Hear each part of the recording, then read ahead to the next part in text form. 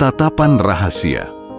Ketika aku menyaksikan dia dalam hakikat la ilaha illallah, di hadapan wajah keabadian segala bentuk identitas dan keberadaan yang kita banggakan pun sirna, yang tersisa hanyalah dia yang esa, yang awal dan yang akhir, yang lahir dan yang batin.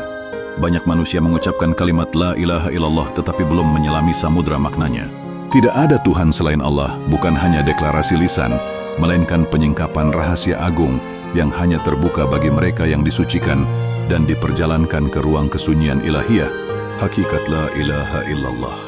Ketahuilah wahai salik bahwa kalimat la ilaha illallah bukan hanya ikrar melainkan kesaksian. Di dalamnya tersembunyi satu rahasia yang menjadi cahaya bagi hati yang gelap. La adalah penafian, ilaha adalah segala yang disembah selain dia, dan illallah adalah penetapan hakikat wujud yang satu.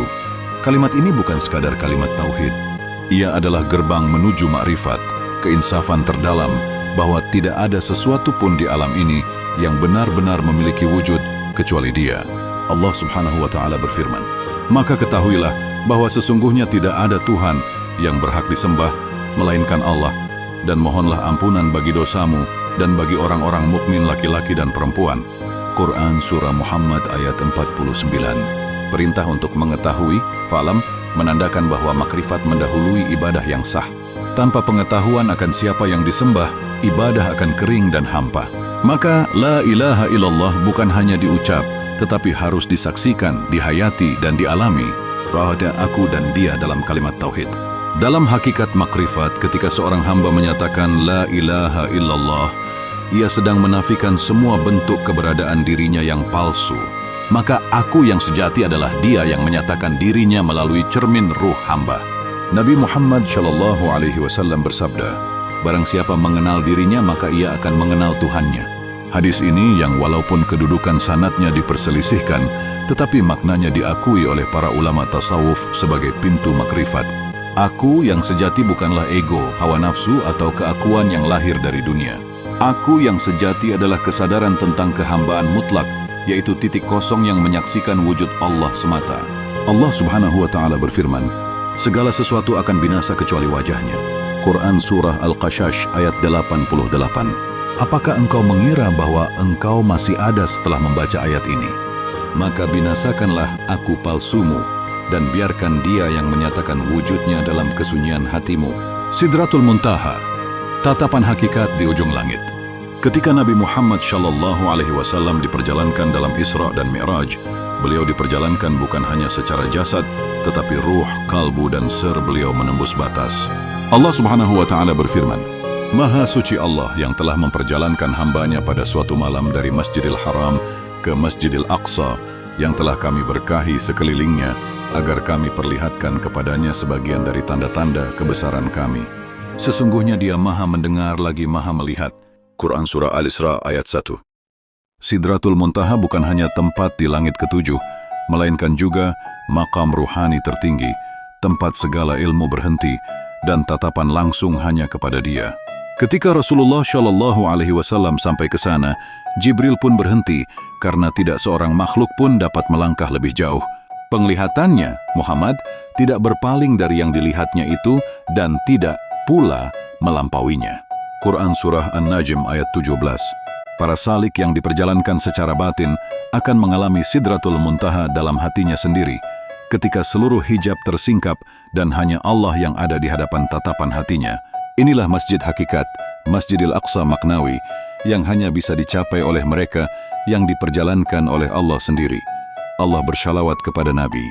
Allah Subhanahu wa Ta'ala berfirman, "Sesungguhnya Allah dan malaikat-malaikatnya bersyalawat untuk Nabi." Wahai orang-orang yang beriman, bersalawatlah kamu untuk Nabi, dan ucapkanlah salam penghormatan kepadanya. Quran Surah Al-Ahzab ayat 43. Syalawat dari Allah bukan seperti syalawat manusia. Syalawat dari Allah adalah rahmat dan peninggian derajat. Dari malaikat adalah permohonan pengampunan dan berkah.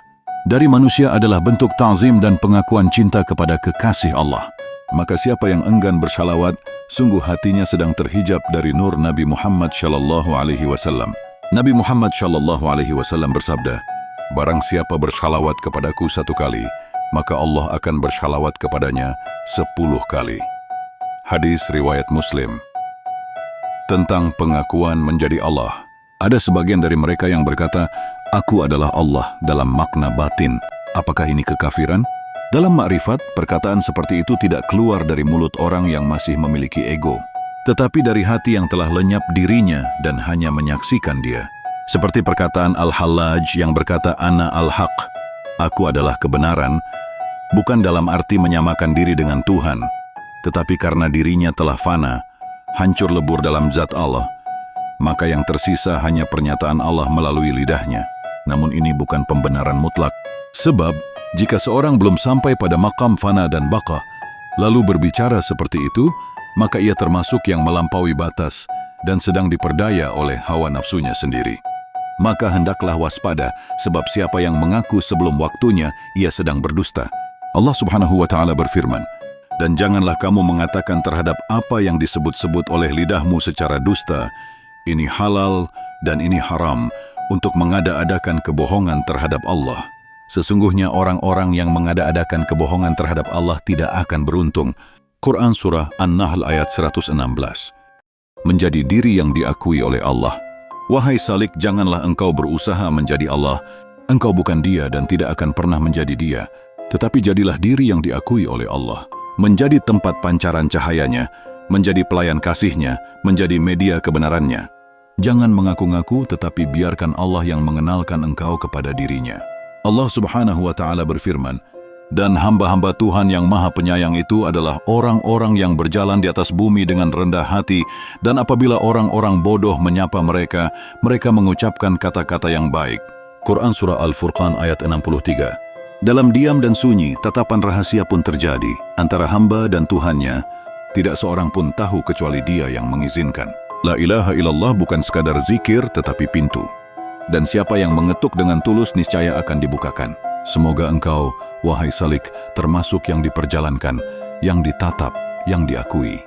Yang tenggelam dalam fana dan diselamatkan dalam baqa. Allahu waliyut taufiq.